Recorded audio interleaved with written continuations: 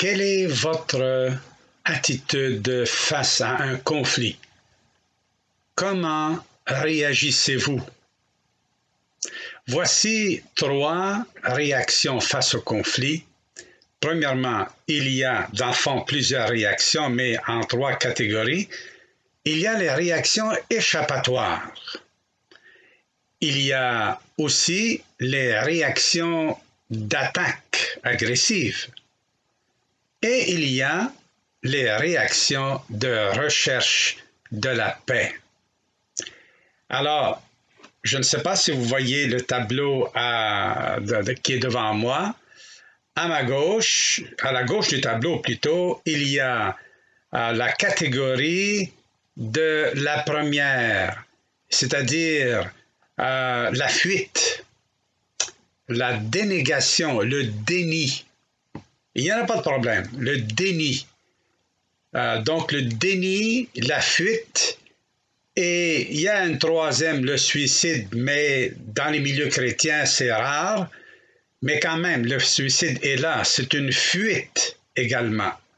Ce sont des réponses d'évitement aux problèmes, aux difficultés, aux souffrances auxquelles nous sommes exposés.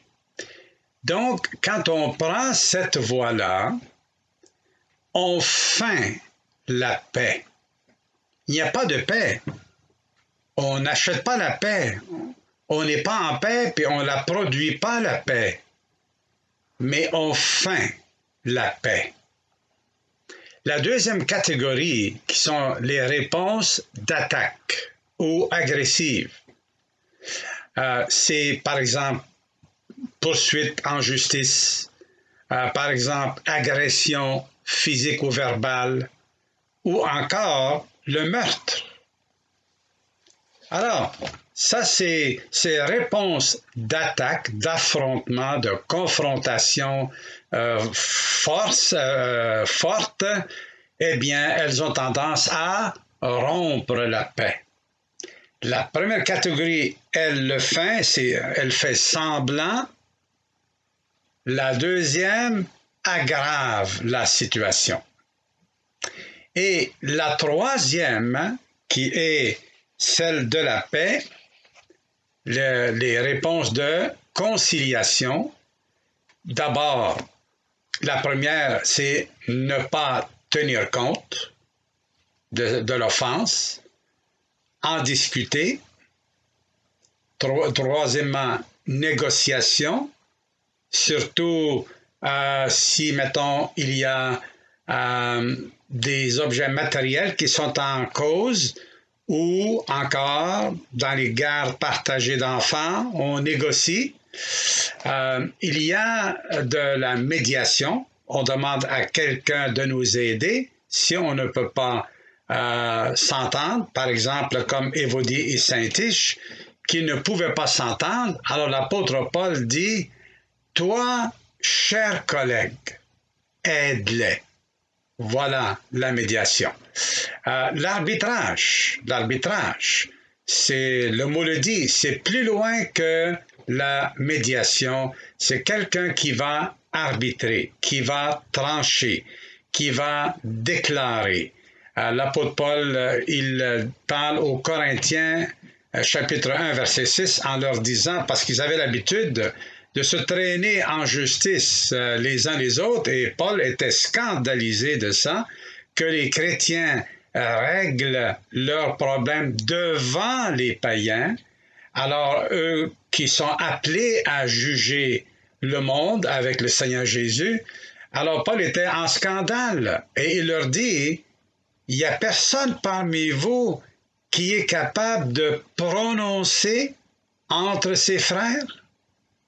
Un jour, j'ai eu, quand j'étais pasteur dans ma ville, j'ai eu 2 couples qui sont venus en conflit.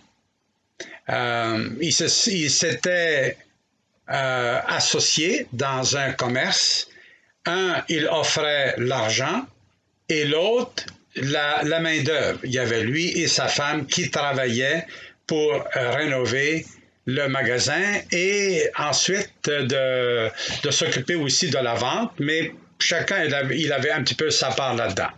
Mais voilà, c'est que parce qu'ils avaient confiance l'un dans l'autre, puis ils étaient tellement heureux et joyeux, et ils n'ont pas eu la précaution de mettre par écrit leur entente.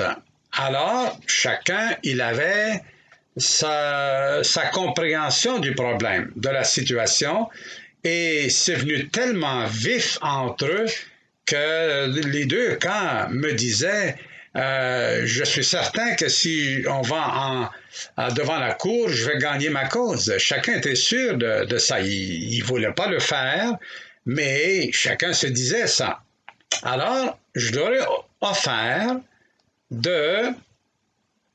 une démarche pour les aider tout d'abord à médier entre eux et si ils ne réussissent pas, alors d'arbitrer. Donc, et nous avons dû arbitrer. On a écouté les deux parties, on avait établi les règles de base. Par exemple, chacun parle en son temps, on ne se coupe pas la parole, on ne crie pas, on ne chiale pas, on ne s'insulte pas, on échange, on dialogue et nous, on pose les questions et chacun va écouter qu'est-ce que l'autre et la version de l'autre. Et donc, après qu'on a passé quelques heures à les écouter, les trois frères qui ont été choisis par les deux parties, en qui ils avaient confiance, moi je leur avais donné 4 noms, puis je leur ai dit, choisissez parmi vous trois personnes. Alors, qu'est-ce qui était en jeu là? C'était une mésentente financière et la valeur du travail qui a été fait et qu'est-ce qu'ils avaient, qu'est-ce qui était en jeu au fond là. Alors, donc, nous nous sommes retirés les 3 hommes de l'Église, les 3 frères, et nous avons évalué le tout et nous avons été d'accord ensemble tous les 3 pour arbitrer et offrir un jugement dans lequel il y a un partage des responsabilités qu'on faisait et on leur donnait. Déjà à l'avance, on leur avait demandé de s'engager à l'avance, d'accepter le jugement. Sinon, pourquoi travailler? Alors, et c'est ça qui est arrivé. Ils ont accepté tous les deux le jugement. Donc, nous avons arbitré, bien sûr, tout en faisant la médiation. La médiation doit précéder l'arbitrage, parce que la médiation veut dire les deux parviennent à un commun accord ensemble. On les a aidés à faire ça. Mais arbitrer, c'est plus que ça.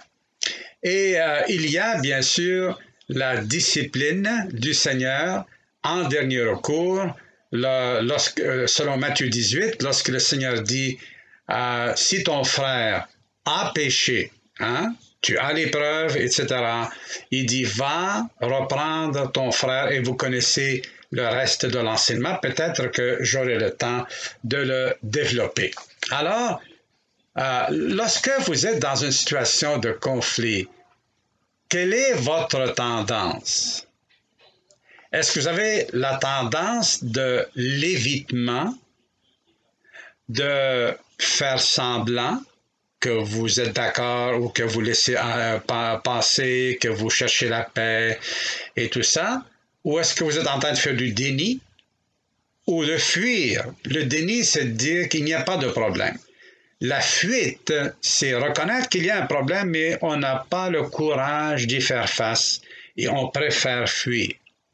L'autre, on sait qu'il y a un problème, mais on veut gagner. Et non seulement gagner, mais gagner à plate couture, en faisant du mal à l'autre, en humiliant l'autre, en lui prouvant qu'il a tort. Alors, donc, il y a déjà un conseiller qui m'a déjà dit, il dit, Michel, on fait beaucoup de mal quand on a raison. Oui, parce que quand on a raison puis on veut le prouver à tout prix, là, on ne cherche pas la compréhension et on n'est pas ouvert à reconnaître notre part de responsabilité dans le conflit. Alors, donc, le déni, la fuite, le suicide, qui sont les réactions échappatoires, les réactions d'attaque, l'assaut, le procès, le meurtre, ou encore les réactions de recherche de la paix. Et les réactions de fuite, bien sûr, ce sont de mauvaises réactions.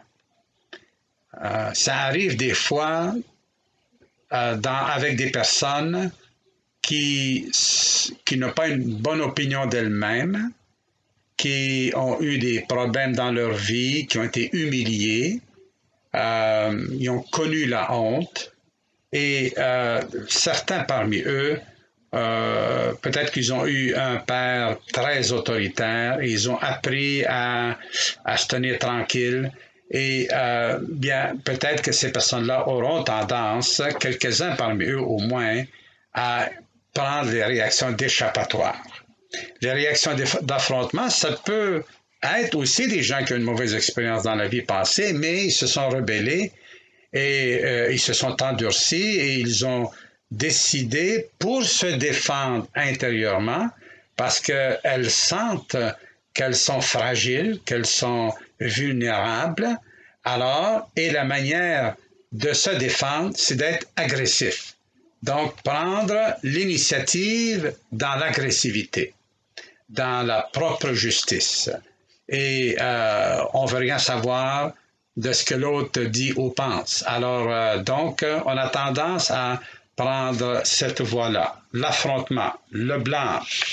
Et très souvent, quand on prend ces deux approches-là, on n'en reste pas là, on ne garde pas le conflit juste avec nous-mêmes, mais dès que l'occasion se présente, on va en parler avec d'autres, soit d'autres membres de la famille, soit encore d'autres membres de l'Église, ou avec le voisin ou la voisine, ou quiconque, et dans quel but? Le but est de bien paraître devant ces personnes-là et de les avoir de notre côté. Oui, je me suis retrouvé dans des situations de médiation très souvent. Et laissez-moi vous dire que les deux parties, que ce soit dans la famille ou encore dans l'Église, alors les deux parties cherchent à m'avoir de leur côté. Et c'est difficile, c'est très exigeant de rester neutre, entre guillemets. Mais une fois qu'on reconnaît, on voit que où est la vérité, il faut quand même se tenir dans la vérité lorsque nous sommes médiateurs. Alors donc, les réactions de confrontation, intimidation, et c'est vraiment pas une bonne chose. Et dans les réactions de recherche de la paix, il y a fermer les yeux. Fermer les yeux, là, ça peut se comprendre dans une bonne part et dans une mauvaise part. Par exemple, le Proverbe 19, verset 11, il est écrit « L'homme qui a du discernement ou qui a de la sagesse est lent à la colère, et il met sa gloire à oublier les offenses. » Pas les mettre sur le tapis, mais à les oublier, ces offenses-là. Maintenant, donc, il faut se poser la question, lorsque nous sommes offensés, est-ce que ça vaut la peine de faire une histoire, d'entrer dans une querelle? On sait comment on peut entrer dans une querelle, mais on ne sait pas comment on en sort, n'est-ce pas? Un autre proverbe, il dit, lorsque la querelle s'anime, retire-toi. Va-t'en. Là, c'est le temps là, de fuir. Là. En un mot, rentre pas dans la querelle. Mais si tu vois bien que tu es tenté puis qu'on te pousse, etc., ben, retire-toi. C'est mieux. Le rétablissement des choses est plus facile, hein? Et pas facile en soi, là, mais plus facile que si on entre dans la querelle, on se fait mal, on s'insulte. Là, mon ami, là, c'est dur. Alors, donc, éteindre un feu avant même qu'il ne s'allume, ça constitue un geste d'amour. Et c'est de la force de caractère, mon ami, de faire ça. Quand on entre dans une querelle, c'est un peu une faiblesse, là. Donc, parce que nous voulons rester des adultes et garder la maîtrise de soi-même et de demeurer bienveillant et toujours dispo à rechercher la paix. Donc, en se posant la question, est-ce que ça vaut la peine? Là, ça déjà, tu penses à tous les efforts que tu vas mettre, les conséquences, où est-ce que ça peut amener, rupture de relation, perte de ci, perte de ça. Alors, et là, tu sais, on est quand quelqu'un nous offense puis qui nous fait mal, on est très conscient de ce qui se passe en dedans. On est très conscient des douleurs, de l'humiliation, de la souffrance. On en est très conscient. Mais quand on fait mal à l'autre, on n'est pas beaucoup conscient de ce que l'autre est en train de sentir. Pas vrai? Alors, donc, nous avons besoin d'être honnêtes et de savoir fermer les yeux et de ne pas permettre qu'un mur puisse s'installer entre nous. Je vous suggère peut-être de penser à un conflit récent dans votre vie, que ce soit au sein de la famille ou encore dans l'Église ou en dehors de l'Église, et puis de réfléchir à ces questions-là. Quelle a été votre attitude? Est-ce que ça a été une d'évitement du problème, la fuite? Est-ce que ça a été un d'agression, d'attaque, ou un de rechercher l'équilibre, de rechercher les attitudes de recherche de la paix? C'est bien de faire une évaluation. J'ai plusieurs histoires à raconter là-dessus. Malheureusement, on n'a pas vraiment le temps. Okay, mais vous pouvez vous-même, vous avez de l'expérience de la vie, vous êtes capable d'évaluer. Okay? Et il y a la deuxième approche qui est la réconciliation. Donc, plutôt que de parler en mal de la personne avec qui vous êtes confié, vous êtes avec, si c'est votre femme, si c'est votre mari, il n'est pas rare qu'on va chercher de l'appui et de bien paraître devant des amis, devant d'autres, et avec les conseils, parce que là, les personnes à qui vous allez vous confier, eux n'auront pas entendu l'autre partie. Et l'Écriture est claire, il est un tel paraît juste dans sa cause, vient sa partie adverse, et on l'examine, on le remet en question. Et est-ce que c'est juste que vous alliez parler à quelqu'un d'autre en mal de votre femme ou de votre mari, sans que ces personnes-là qui auront tendance par sympathie pour vous, par amitié, de prendre votre part et de juger l'autre sans qu'il ait donné l'opportunité à l'autre de s'expliquer, de donner sa version des faits. Est-ce que c'est juste? Non, ce n'est pas juste. N'est-ce pas? Ce n'est pas juste. Avant de juger, Dieu a dit, tu vas faire une enquête. Tu vas faire avec soin une enquête dans le but de chercher la vérité et de voir si l'accusation, elle est appuyée, justifiée. Si l'accusation n'était pas justifiée, appuyée par des témoins et que la vérité, pour établir la vérité, Dieu dit, tu vas traiter cette personne-là qui accuse, mais sans avoir les preuves irréfutables. Tu vas lui rendre le mal qu'elle avait prévu de faire à l'autre si l'autre avait été déclaré coupable. Donc, ce n'est pas bien que de partager nos sentiments, notre conflit avec notre mari, notre épouse, ou avec un tel frère, ou avec un tel compagnon de travail, et sans que l'autre n'ait l'opportunité de s'expliquer.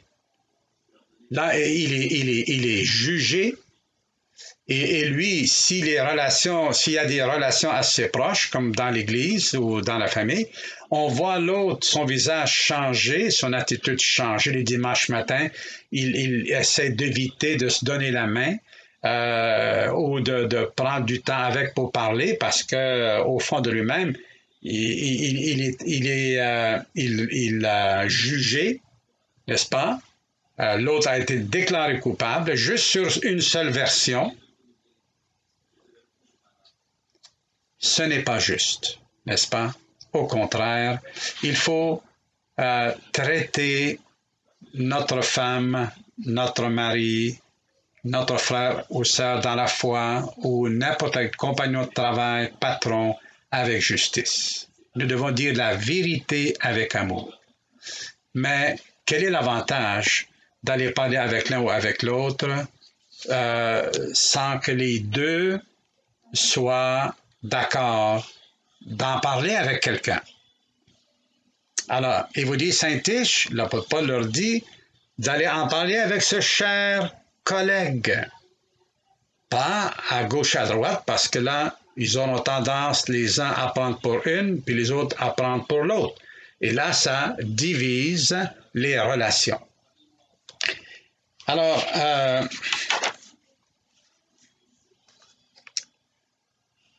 il y a comme, oui, j'ai parlé de la négociation, surtout lorsqu'il y a des choses à négocier, la médiation, on cherche à amener les deux parties à se parler, puis à se comprendre, puis à parvenir d'un commun accord. Et il y a l'arbitrage, j'en ai parlé, puis chacun doit prendre ses responsabilités mutuelles. J'ai parlé dans mon enseignement précédent que si je suis responsable à 5% dans toute la situation, j'ai 5% de responsabilité, je suis 100% responsable de ce 5%. Je dois le rembourser, ce 5%-là. Donc, et je dois donc réparer le mal que j'ai fait. Et alors, voilà. Et donc, on continue. Évidemment, si on avait le temps, on pourrait aller beaucoup plus loin. Mais là, je vous donne quelques réflexions comme ça, en espérant que vous puissiez aller plus loin en parlant entre vous, en priant, en méditant dans la prière, dans la parole de Dieu et surtout en vous parlant l'un l'autre. Maintenant, à partir de maintenant, j'aimerais vous donner la feuille de route de l'artisan de paix. On a déjà dit pas mal de choses là, intéressantes, et peut-être qu'il y a un peu de répétition, mais dit différemment. l'apôtre Paul a dit à l'église de Corinthe, tout ce que vous faites, mangez, boire, n'importe quoi, tout ce que vous faites, faites-le pour la gloire de Dieu. On va essayer de le développer tantôt. Deuxièmement, enlève la poutre qui est dans ton œil, Jésus a dit. Enlève la poutre de ton œil et tu verras comment aider ton frère à enlever la paille qui est dans son œil. Troisièmement, dans Galates 6, verset 1 à 3, il dit, « Frères, si l'un de vous est surpris en quelque faute, toi qui es spirituel, écoutez bien chacune de ces paroles-là, toi qui es spirituel, redresse-le avec un esprit de douceur. » Oui, je vais en parler un peu plus. Et quatrième point dans la feuille de route, rechercher la réconciliation.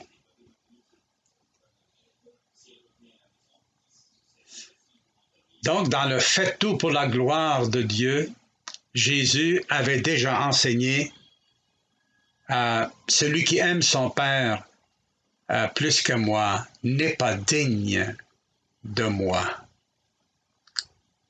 Et il ne peut pas être mon disciple. Wow!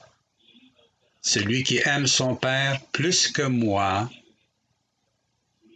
celui qui aime sa femme plus que moi, ses enfants plus que moi, sa propre vie plus que moi,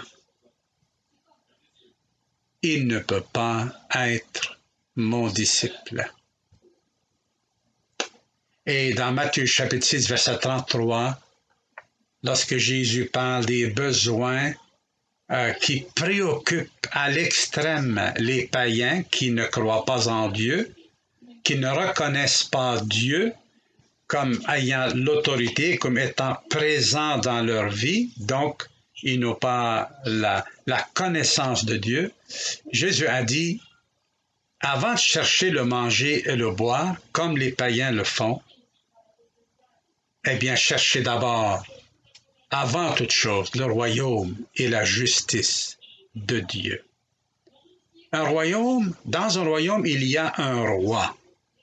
Et c'est Dieu qui est le roi dans ce royaume. Ou le Seigneur Jésus, pour être encore plus près là. Le Seigneur Jésus est le roi dans le royaume. Ben, cherchez le roi. Cherchez les intérêts du royaume de Dieu. Cherchez la conduite, les valeurs qui sont celles du royaume de Dieu. Déjà dans le chapitre 5 de Matthieu, Jésus a dit, heureux par exemple ceux qui sont artisans de paix, quand ils seront appelés fils de Dieu. Ça, c'est une des règles dans le royaume de Dieu. Une des puissances de vie dans le royaume de Dieu. Ben, cherchez ça. Cherchez la justice. Donc, aussi l'éthique du royaume. Et toutes les choses qui vous préoccupent, ça vous sera donné par-dessus. Bien sûr, le Seigneur n'est pas en train de dire qu'il faut être irresponsable et de ne pas du tout tenir compte des besoins, loin de là. Mais le plus grand besoin, c'est de chercher le royaume et la justice de Dieu.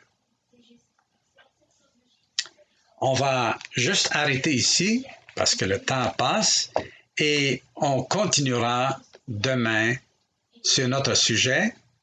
Eh bien, frères et sœurs, j'aimerais vous encourager en se quittant à ce que vous alliez dans la prière et puis que si vous vous souvenez que Dieu, en tout cas, que Dieu vous a convaincu de confesser une faute quelconque à votre mari, à votre épouse, à vos enfants, à un frère, une sœur dans la foi, à un compagnon de travail, à n'importe qui, allez dans la prière. Avouez. Admettez votre faute. Parlez-en avec Dieu. Recevez son pardon. Ne vous inquiétez pas, Christ a payé pour nos péchés. Il a payé. Et si tu appartiens à Christ, tu es pardonné. Tant que Christ reste au ciel, à la droite de Dieu, tu es pardonné. Mais confesse au Seigneur afin que ta conscience soit purifiée, lavée par l'honnêteté, par la vérité et par la justice, par la compassion. Et va faire tout ce qui dépend de toi. Fais-le afin de réparer le mal que tu as fait, afin de guérir l'offense que l'autre a subie. Et si toi, tu te souviennes que quelqu'un t'a offensé, lis Marc, l'évangile de Marc, chapitre 11, et au verset 25, je vais revenir là-dessus demain. Alors que Dieu vous bénisse, frères et sœurs, et à la prochaine.